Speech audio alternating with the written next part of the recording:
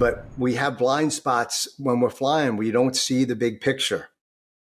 And our wingmen can look over their shoulder and see what we can't see and build a perspective. And so others have that perspective. Others may have the experience. So build those relationships with them. Be willing to do the work. Eat the frog, so to speak, and suffer well, because that discomfort's going to eventually, create more opportunities in your life, create more success, and then you'll wake up and say, "Man, I still got a ways to go," because there's a never-ending horizon, right? It never ends, and we're always on this journey. We got to enjoy it while we can, but real performers are always looking for the next level of success. What I take away from that is add value first. You got it, bro. And it never stops, no matter what stage you're in. And in some ways, be the mentor or be the guide that you wish you had when you started out, whether it's a great coach, speaker, chair of a business advisory board group. And something you just mentioned there about preparation, and that's an idea in the book about the importance of preparation. Can you talk a little bit about what you think are a few of the key fundamental components of effective preparation, both in your career and in life? Well, I always like to say, wingmen never wing it.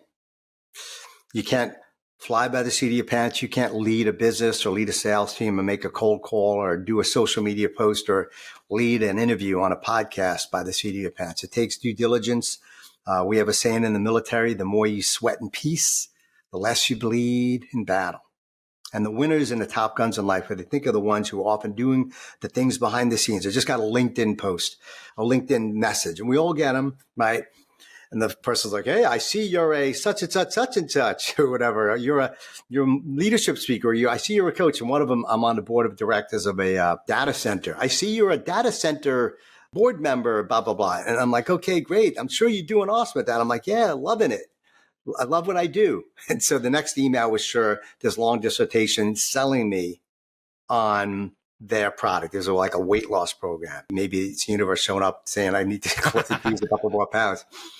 But, when you're kind of lazy like that and you use automation or artificial intelligence, whatever those tools are, at the sacrifice of building a relationship and doing a little more due diligence, spending a little more time on the LinkedIn profile, on the website, looking for press releases, finding out a little bit more about your teammate, what's going on in their life, where do they want to push it up, what are their dreams, what are their fears, what are they waking up afraid of, what keeps you up at night isn't as important as what gets you out of bed. So this preparation piece happens on the business side, social media, sales calls, interviews, board meetings, but the preparation also needs to be connecting with people, realizing that every interaction is an opportunity for you to bake in that connection with the human being on the Zoom call, on a Teams call, or maybe that you're connecting with. Never fly solo. Why did you name it that title? So obviously I was a fighter pilot, and most people think that fighter pilots strap into their jet and they're out there flying on their own and doing their missions. But you always have a wingman or a teammate, somebody who's part of your formation to build situational awareness and to allow you to accomplish the mission. And there's so many analogies to life when you're out there as an entrepreneur, as a sales leader, as a manager, to be able to build relationships where you can say the three most important words in life, which are "I need help," is the key to success, because you can't solve every problem. You can't hit every target. You can't win every mission. However, when you have relationships with others and realize that your teammates are on your wing, that's how collaboration leads to success and how you really can achieve victories in this volatile world that we're in. And you'll have the confidence and courage to do it when you know you're paying it forward in all those other ways, Waldo, one thing you said there that stood out about the importance of getting, I think, a little more comfortable with asking for help. I might frame that as, how do you have a courageous conversation? And how do you have a conversation that gets you out of your comfort zone? And somewhere I read is that it's dangerous to stay in your comfort zone. Basically, yeah. Basically, or your comfort zone is your danger zone. Your comfort zone is your danger zone. So I interpret that as, if we're not having those difficult conversations that we need to, then we will never get deep. And to get deeper, we need to have deeper conversations, not just in business, but in life. Would you agree with that or not? 100%. I think the biggest conversation we often have to make is with ourselves. The top gun in front of the mirror, who we salute every morning, who we're asking to depend on, and say, what are you doing today to grow? Are you working on yourself, your health and fitness, your mindset? Are you knowing when to shut up? Are you knowing when to ask for help? Are you knowing when to say, I'm sorry? Or to see the weaknesses on your life? In your life, what is that? What is the scale telling you, or the pants getting tighter around your waist telling you? What are your relationships telling you, right? If they're not showing up the way you want. So we're always on this trajectory of growth. We're always growing. I think what I'm mostly afraid of is being average. And what I mean by that, it's like I'm always pushing myself to improve. I'm always pushing myself to get better, to expand my business, to expand my life, etc. And it's not a good fear, I think. It's like the thing that gives me validity in saying, like, my business is solid and it fluctuates, and I'm fortunate, but I still have some panic moments like we all do. It's okay with being average. It's okay with not having to do more. It's not having to, quote unquote, succeed. Many of us need to just put our jets in the hangar after flying all our kick-ass combat missions, so to speak, and just retool and refuel our mentality. Tighten down the rivets, get into more self-love. I took up transcendental meditation recently. I'm doing yoga, doing things that I wouldn't have done a year or 5 years ago. But I know my life's changing. And so part of me is saying, okay, if I'm not going to, if I can't be extraordinary in the business world, say, and I think I'm relatively extraordinary in some ways and average to mediocre to poor in others. Can't be all things to all people. So assess your teammates and your relationships in business through their character, through their authenticity, but make sure they're putting in the work, because you can't bring donuts, for example, to sales meetings. Right? You got to bring solutions, and you need teammates who are tactical, who are able to execute, as well as that have the relationship and core values necessary to execute and win. And on that note, Waldo, you mentioned in the book this phrase, push it up, to push it up with the team. Can you elaborate on both Yes. in war, but also in business? It's funny because that was the theme of my 14-minute keynote in Las Vegas yesterday for 10,000 Cisco sales reps. It was all about pushing up. It was about unleashing the power of you, that person staring back at you every single day, who you need to trust above all else, who you need to know that you can rely on and depend on to do the work. But when we cross the combat line, what's called the FIBA, the forward edge of the battle area, you go master arm, hot, like missiles alive. And then you normally say, commit, which means you got to push up the throttle, go to full power if you need to. We're accelerating. We're going after the enemy. We're executing the plan. There's no turning back. You're all in.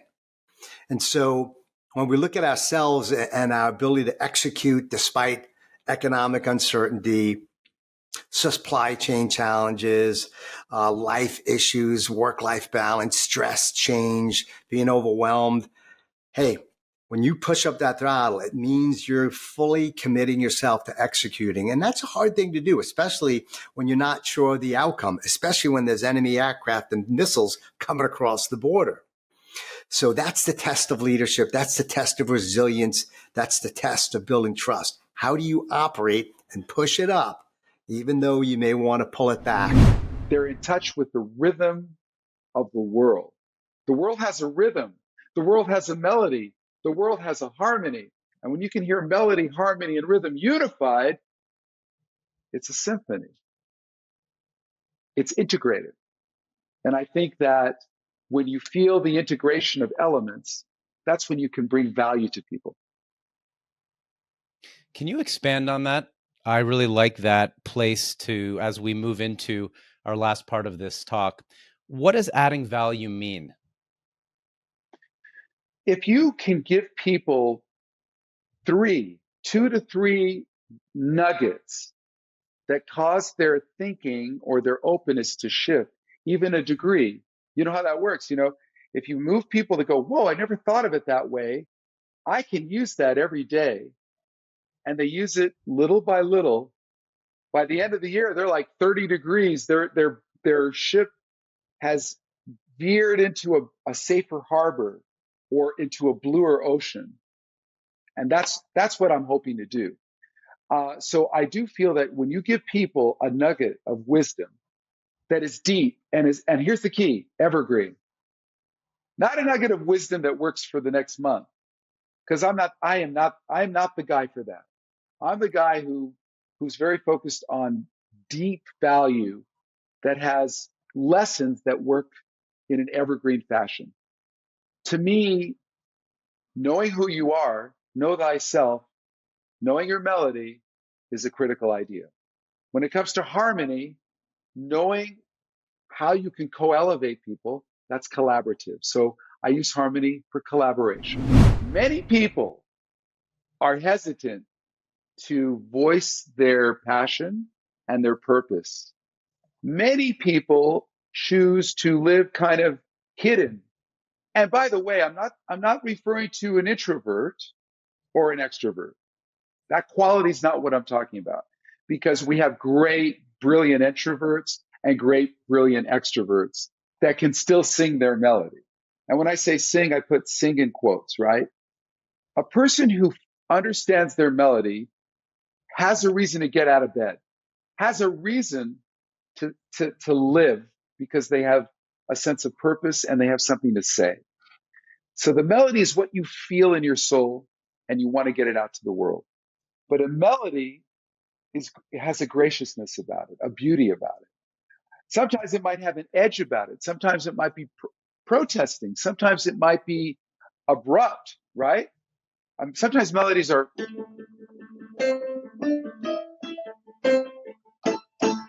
something like that. Sometimes the melody is very pretty.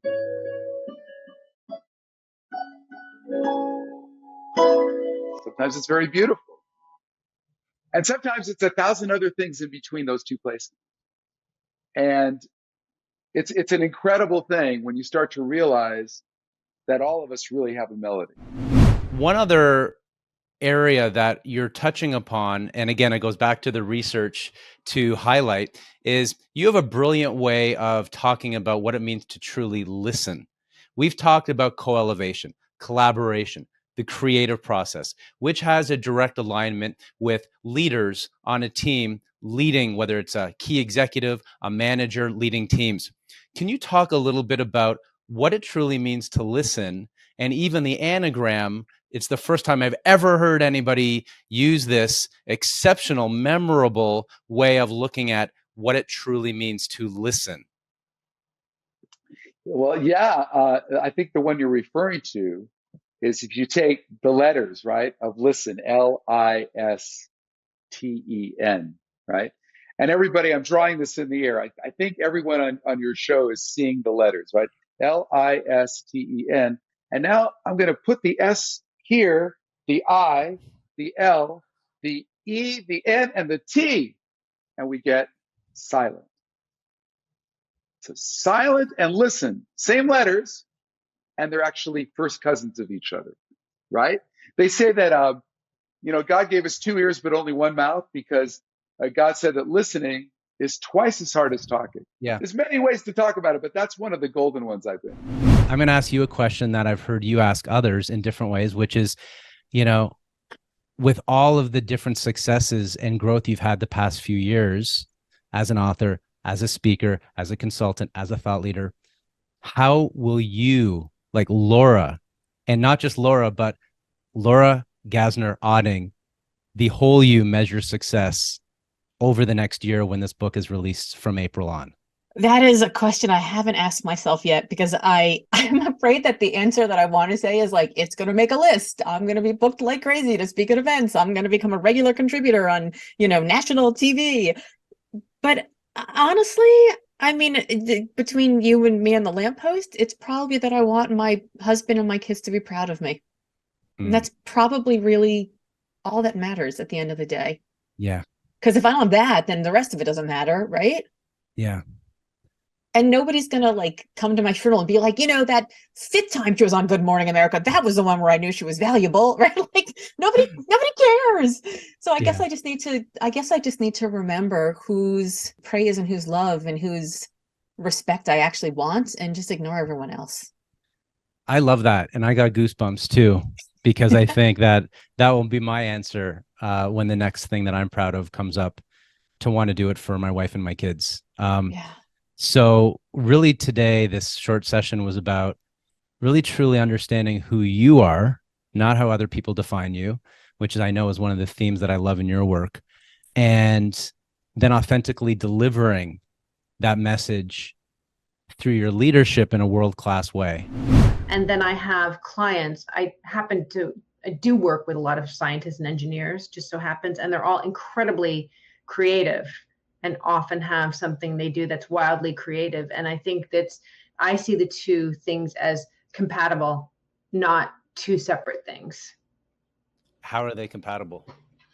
Well, I think the openness and way of thinking, that you have to be open to fail and make mistakes, and sometimes mistakes in art, as we know, are wonderful. I mean, you as an artist, wonderful mistakes. You make a mistake and you think, gosh, that's, I wanted to do it like this, and you made the wrong color, the wrong quote unquote color, when it actually turns out to be a beautiful mistake that leads you in another direction. So I think there is this element of experimentation, failure, and resilience that goes hand in hand with this very open approach. I mean, maybe even growth mindset rather than fixed mindset, you could say as well. Mm-hmm. Yeah, I think growth mindset is directly connected to being a polymath, in that we can find novel ways to connect things that don't seem to be interconnected. And the goal might not have been to necessarily connect them, but in the end, they synergetically find a way to interweave with each other for something that's more magnetic and more expansive than we started. The reason I wanted to talk to you today was because I feel like I'm entering this sort of third trimester of life, this final stage. I'm 58 years old, and I am a grotesque overachiever. I come from a long line of grotesque overachievers.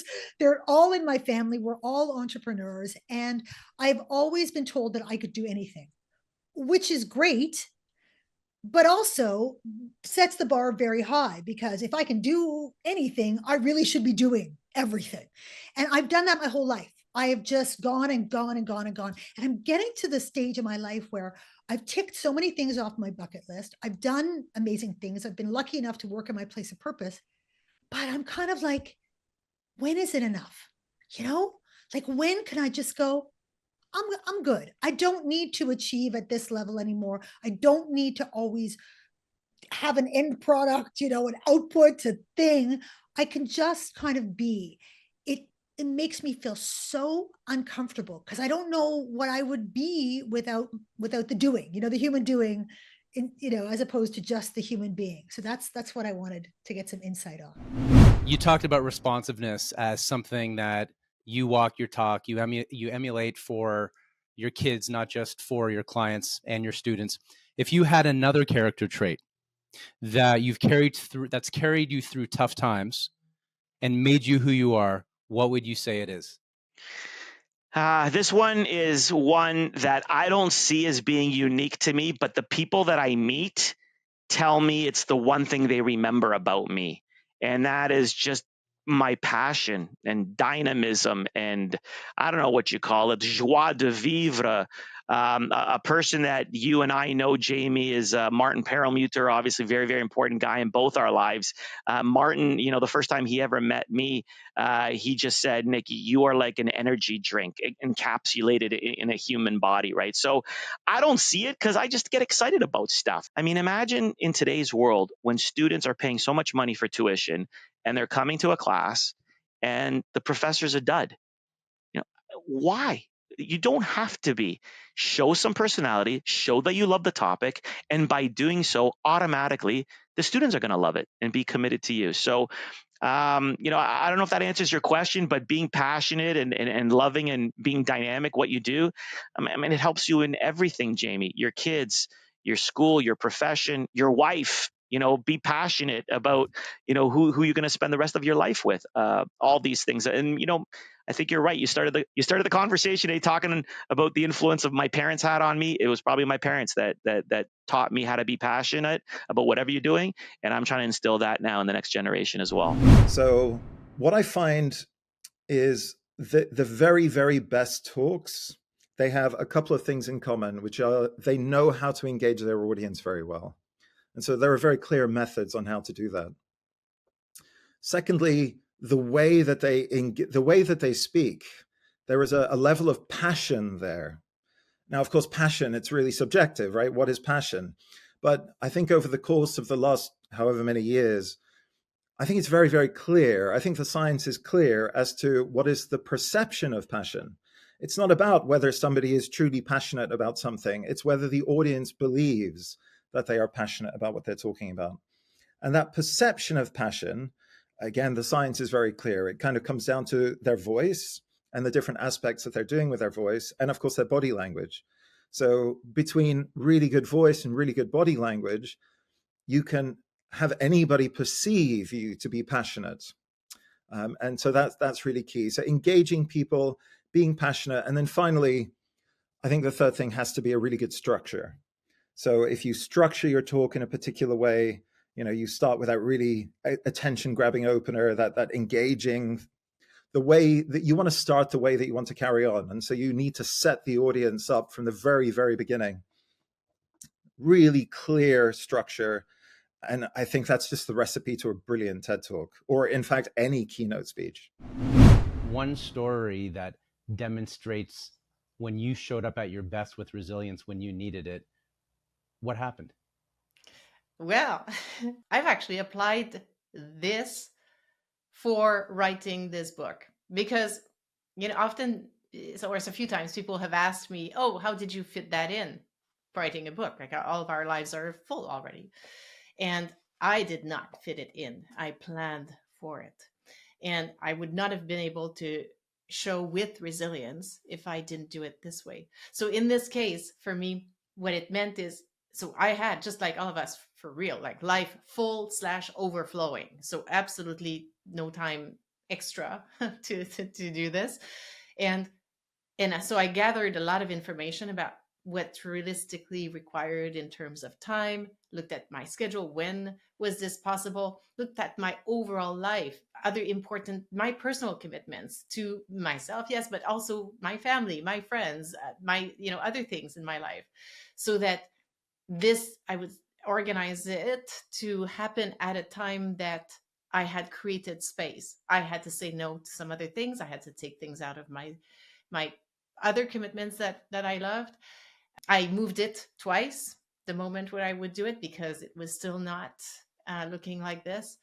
And had I not done this seriously, I think it would have started and not gone very far. But because I, in some ways, thankfully, applied some of what I'm suggesting in the book there, it did allow me to show with resilience, because writing a book is not actually just work or time or whatever. It's really hard and demanding in all the ways you think, even if it's like, yeah, it's a nonfiction. No, it's demanding.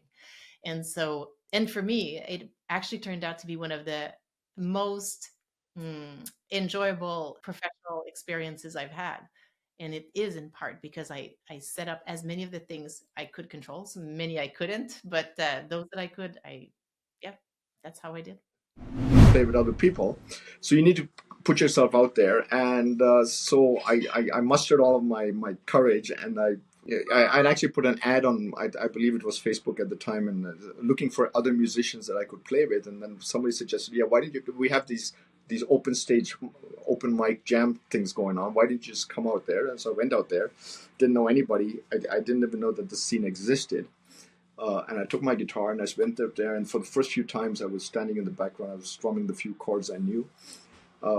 But I kept working on it. In the background, I was taking my lessons. I was getting better at this. And one of the things I then realized was that when you go to these sessions, these open mic situations where you play with different people every time, you always have to play the song the singer knows how to sing.